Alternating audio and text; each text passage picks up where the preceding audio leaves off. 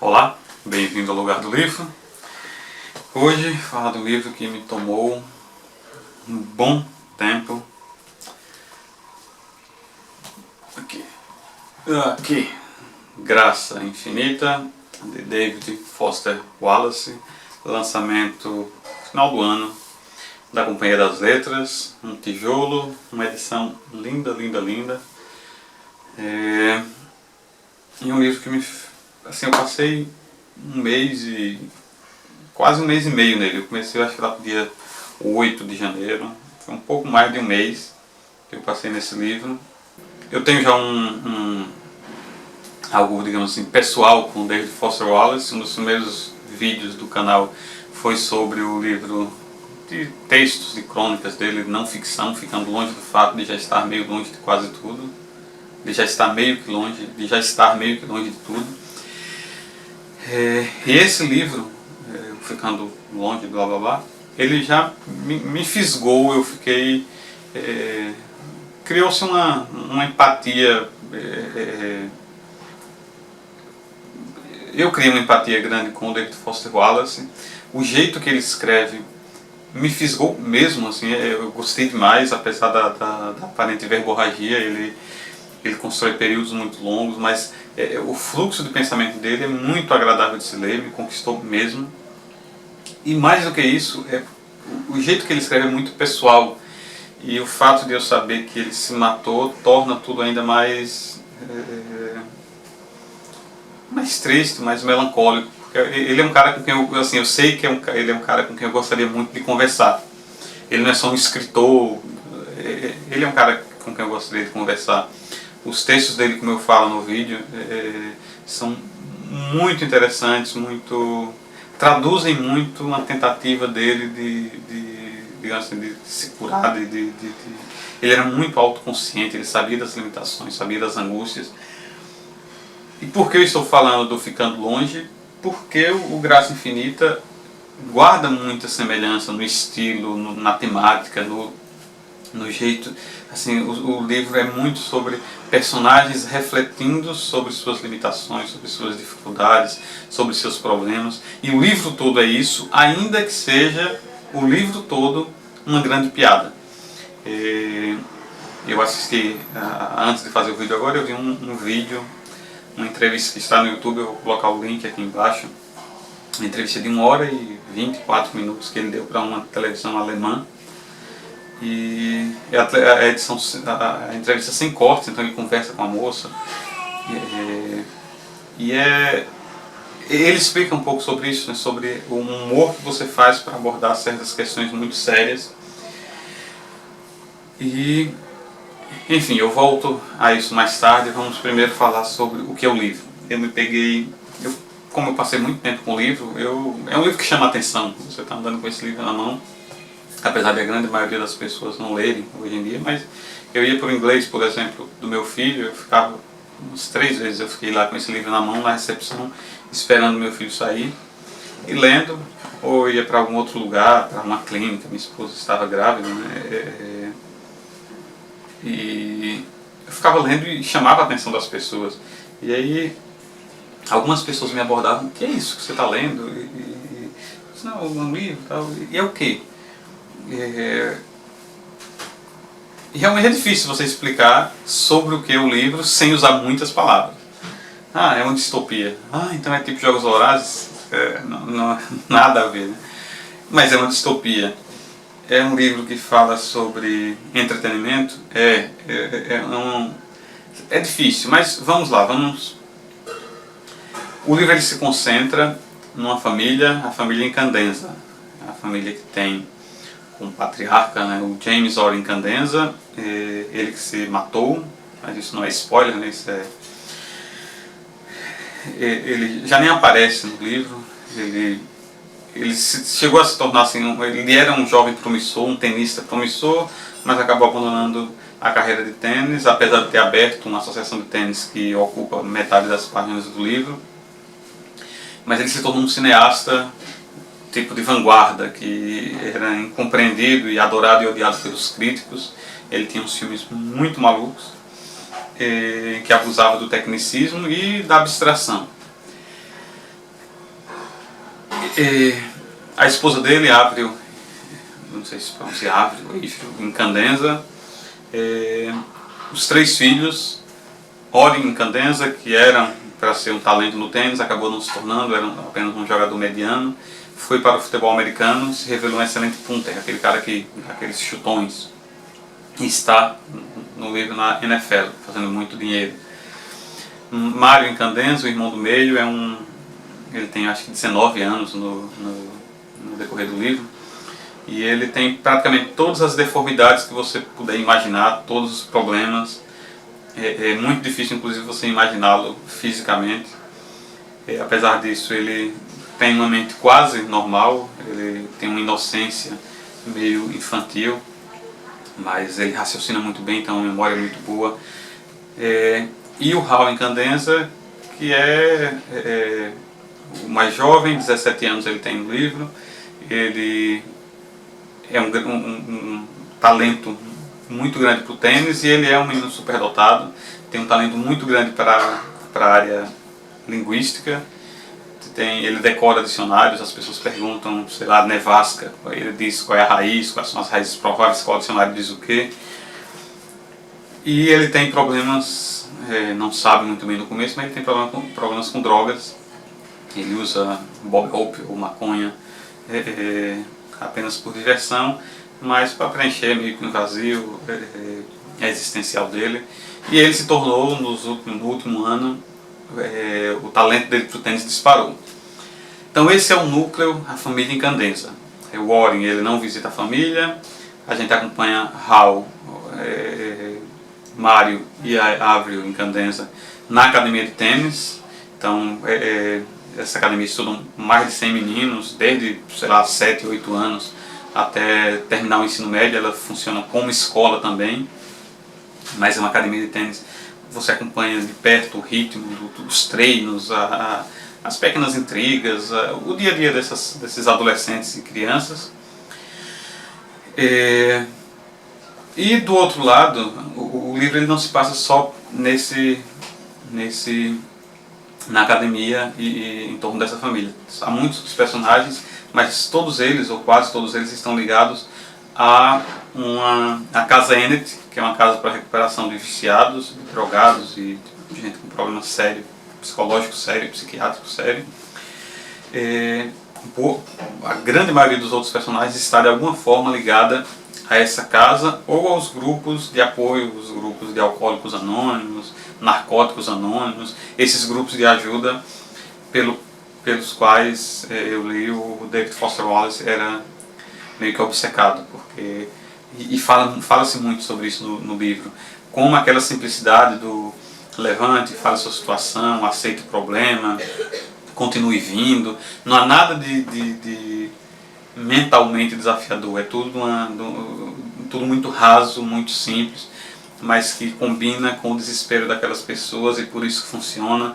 Para o David Foster Wallace era um paradoxo, e isso se traduz aqui no livro. Então, a academia de tênis, a Casa Ennett, os viciados, e no meio disso tudo tem a fita, um filme chamado Graça Infinita. E é o Graça Infinita 5 ou 6, porque, como eu falei, o James Incandenza ele era um cineasta, e ele quis filmar o entretenimento perfeito, o filme que satisfaria toda a necessidade de um ser humano, que um ser humano tem de prazer, aquele entretenimento que seria ela própria a piada infinita. E esse filme ele realmente é o entretenimento perfeito, entre aspas, porque em algum momento aparece uma pessoa que começa a ver esse filme e ele não consegue parar de ver, ele não consegue tirar os olhos, e se acontece de tirar os olhos, ele não vai pensar em outra coisa, ele fica ali na televisão, na frente da televisão, ou do telecomputador, como eles chamam, até não vai para o banheiro, não se preocupa em comer, se precisar morrer para não parar de ver aquele filme, ele vai morrer. E aí entra o lado distópico, porque a gente está num futuro meio estranho, em que os Estados Unidos eles se fundiram com o Canadá e o México, que formaram a ONAN, a Organização das Nações da América do Norte. E há um grande problema com lixo tóxico nesse mundo, que não é muito bem trabalhado, assim, ele não se preocupa com isso, mas você sabe que boa parte do Canadá e uma parte grande dos Estados Unidos se tornou um grande depósito de lixo, e tudo por conta do novo presidente americano, Johnny Gentle, a voz de veludo. Era um cantor fracassado que foi eleito com essa plataforma da limpeza absoluta. Ele é obcecado com limpeza, com higiene. E o pessoal do Canadá não gostou dessa união, porque os Estados Unidos se deu bem, como eu falei, boa parte do território canadense, principalmente a parte de Quebec, a província de Quebec, que eu não sei exatamente qual o tamanho, que virou esse grande lixão. E aí tem algumas organizações terroristas, separatistas, né, que tentam separar ou o Canadá ou só essa região da província do Quebec. E aí um grupo chamado Assassinos de Cadeiras de Rodas é o grupo terrorista mais terrível, e ele é formado por assassinos de cadeiras de rodas, e mesmo assim ele é letal. Esses caras são super treinados, e apenas uma das coisas absurdamente absurdas do livro, eles descobrem esse entretenimento, o filme do James Incandenza, e partem numa busca alucinada pela fita master. Primeiro eles querem procurar uma cópia do filme. E o que é que eles querem fazer? Disseminar por todos os Estados Unidos para matar todo mundo, matar os americanos, segundo um dos assassinos de cadeira de rodas, que é um duplo traidor. Ele trai, ele se faz de agente duplo e depois se torna agente triplo. Isso também está no começo, não é um spoiler. Ele diz que vai fazer os americanos provarem do próprio veneno, porque ele diz que acha que um não americano, ou alguém que não estivesse tão embebido dessa cultura do prazer, dessa cultura hedonista, de a satisfação pessoal em primeiro lugar, iria assistir incólume a fita do entretenimento. Então, eu sei que parece meio confuso, mas é confuso mesmo. Eu não dei nem, sei lá, um décimo do que é a trama do livro. E ao mesmo tempo a trama parece desimportante, porque os personagens importam muito. Ele consegue, o David Foster Wallace, construir personagens muito interessantes, muito vivos, e consegue ao mesmo tempo nos entregar situações pelas quais você se sente culpado por rir. É mais ou menos isso. Você já deve ter recebido, ou visto numa linha de tempo do Facebook, ou recebido por WhatsApp, ou visto em algum lugar, aquela piadinha de mau gosto da qual você ri, mas apenas para em seguida se sentir culpado. Então, o Graça Infinita, ele provoca um pouco isso, porque ele tem realmente momentos muito hilários, mas o tema que ele trata é muito sério, e ele consegue ao mesmo tempo ser um dos livros mais deprimentes que eu já li e um dos mais divertidos. Ele consegue esse feito. Então, apenas para citar aqui, para não me perder, eu fiz um pequeno guia de coisas que eu tinha que falar. Eu estou vendo que o vídeo já está grande e eu vou terminar já, mas o livro ele é uma piada infinita, né, como é a tradução americana, o Infinite Jest, o Jest, como essa graça, essa piada. Ele tem algumas coisas realmente absurdas, como por exemplo, como eu falei, os assassinos de cadeiras de rodas, os anos, algo muito, muito interessante sobre o marketing, sobre a cultura de entretenimento.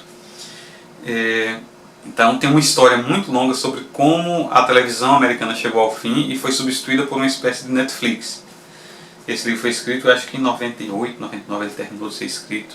Eu não lembrei de olhar aqui.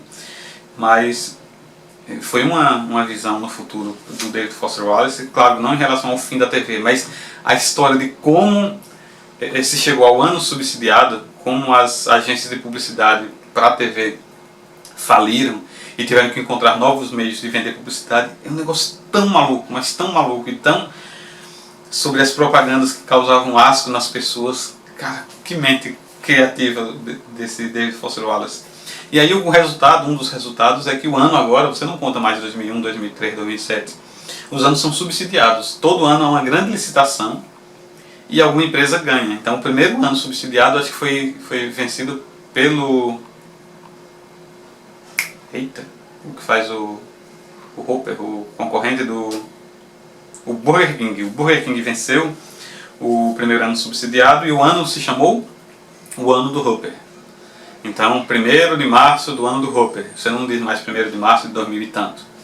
E aí tem o ano da... o ano do chocolate Dove tamanho boquinha, é um dos anos.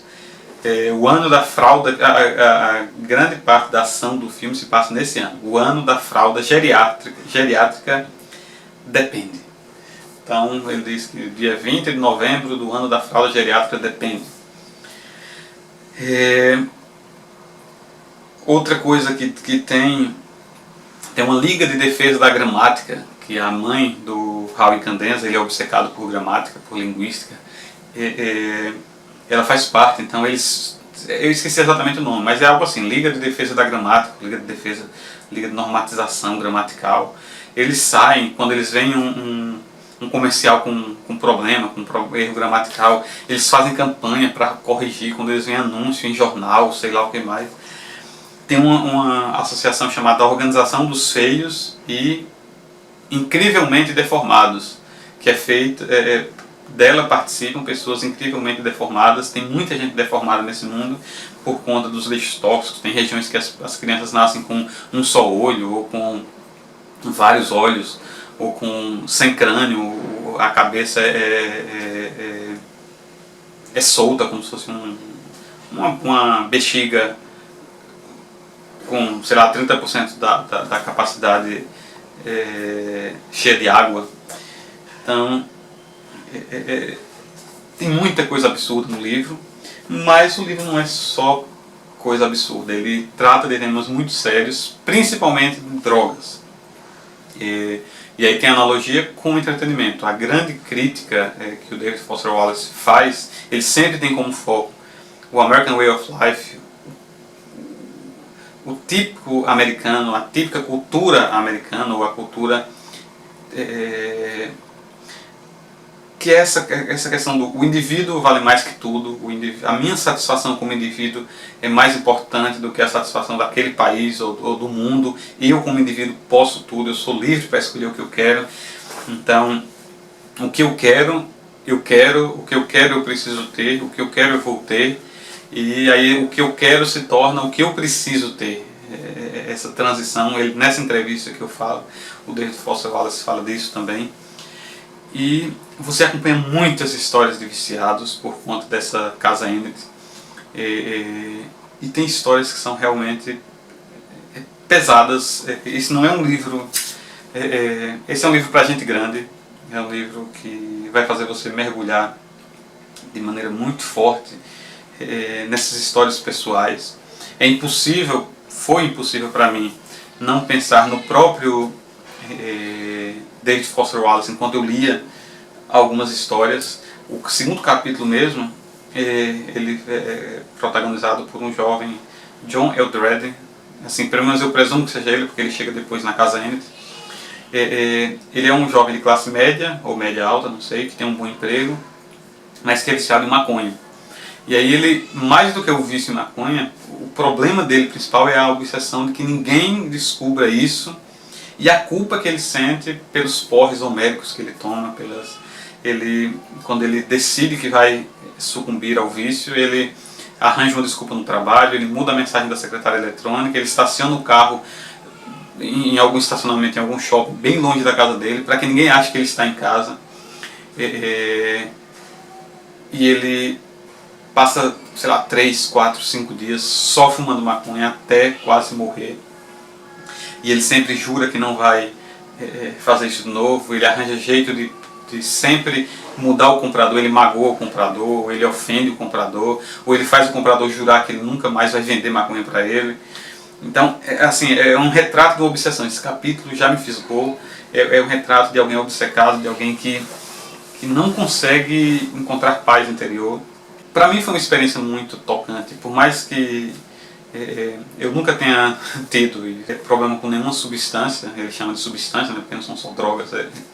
Eu nunca sequer fiquei bêbado, nunca tomei mais do que um copo de cerveja. A última vez que eu tomei cerveja foi, sei lá, 16 anos e foi talvez 1 ou 2 goles. Então nunca tive problema com álcool ou com drogas. Mas você consegue sentir na pele, a maneira como ele escreve é um mérito imenso, assim, a agonia, tem passagens que são realmente tocantes e tem uma aqui que para mim foi bem dramático de ler, porque não tem como não associar ao próprio David Foster Wallace. A pessoa dita psicoticamente deprimida que tenta se matar não o faz por, entre aspas, desesperança, ou por qualquer convicção abstrata de que os ativos e os débitos da vida não batem. E certamente não porque a morte pareça subitamente atraente. A pessoa em que a agonia daquilo atinge um certo nível insustentável vai se matar exatamente como uma pessoa encurralada vai acabar pulando da janela de um arranha-céu em chamas. Não se iluda sobre as pessoas que pulam de janelas em chamas. O pavor que elas têm de cair de grandes alturas ainda é tão grande quanto seria para você ou para mim, ali parados especulativamente na mesma janela, só dando uma olhada na vista. Ou seja, o medo de cair é uma constante. A variável aqui é o outro terror, as chamas do incêndio. Quando as chamas chegam perto demais, cair para a morte se torna um terror algo menos terrível que o outro. Não é desejar a queda, é o pavor das chamas. No entanto, ninguém que esteja lá na calçada olhando para cima e gritando "não faça isso" e força, entende o salto, no fundo. Você teria que ter estado pessoalmente acuado e sentindo as chamas para entender de verdade um terror bem maior que a queda.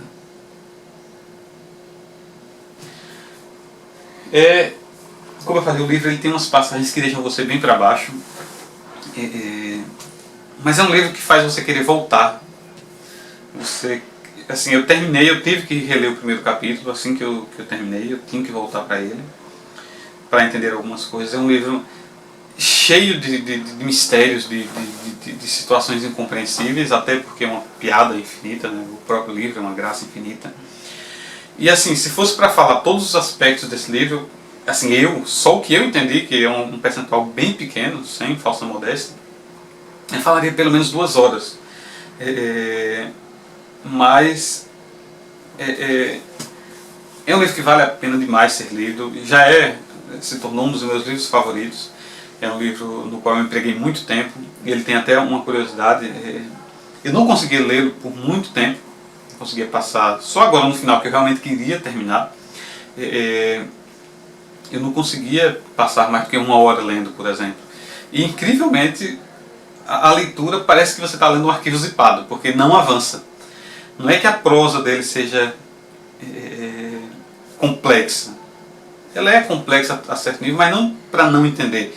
Mas as últimas 30 páginas eu gastei mais de 1 hora para ler 30 páginas. E eu não reli nenhum trecho. Eu estava lendo e eu gastei 1 hora e, sei lá, 15 minutos para ler as últimas 30 páginas. E como se tratam de 1002 páginas de romance e 200 páginas de notas, a leitura realmente é demorada. Então, se você pretende ler isso aqui, se prepare para não ler, não ter pressa e digerindo tudo aos poucos.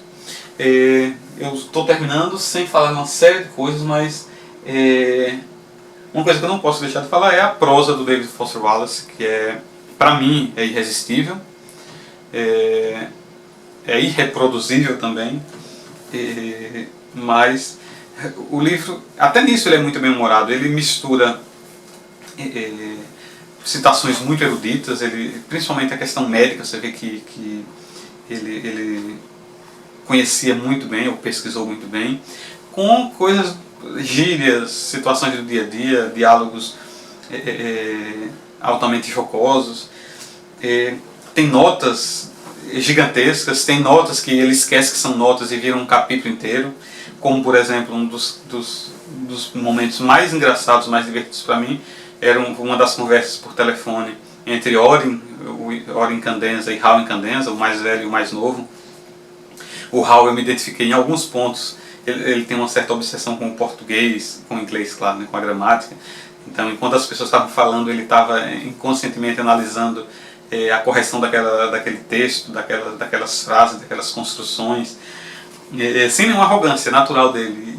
E, claro, guardadas as devidas proporções, isso acontece comigo. Então, a conversa entre o Warren e o Hal, que era para ser uma nota, mas virou um capítulo, é irresistível. E não bastasse isso, ainda tem as notas dentro das notas. Como, por exemplo, tem um momento lá em que eles estão falando que a Avery Candenza, a mãe, ela é uma mulher muito bonita. Mas ela não é aquela mulher, ela já tem 50 anos, mas é como se ela estivesse quase no auge. Ela ainda atrai a atenção dos adolescentes ali da academia de tênis. E aí ele comenta isso, né, que ele atrai a atenção e tal. E aí tem uma nota, e você vai para a nota e diz que Mario e Warren meio que se acostumaram, ou aceitaram o fato de que sua mãe, mesmo naquela idade, ainda suscita pensamentos libidinosos nos seus colegas de tênis. E aí tem uma nota nessa nota, aí você vai lá para o final da página e diz: claro que aceitar não significa achar o máximo, ou achar muito legal essa ideia. Então, é um livro muito pesado, muito triste em alguns aspectos, mas é muito divertido. É um livro que eu gostei de ler e que eu recomendo. Não sei qual vai ser a sua experiência lendo, mas tente. Se você gostou do vídeo, curta, compartilhe, se inscreva no canal. E se você leu, deixe seu comentário aí no vídeo, tendo cuidado para não ter spoilers. Ok? Abraço, até o próximo vídeo. Tchau.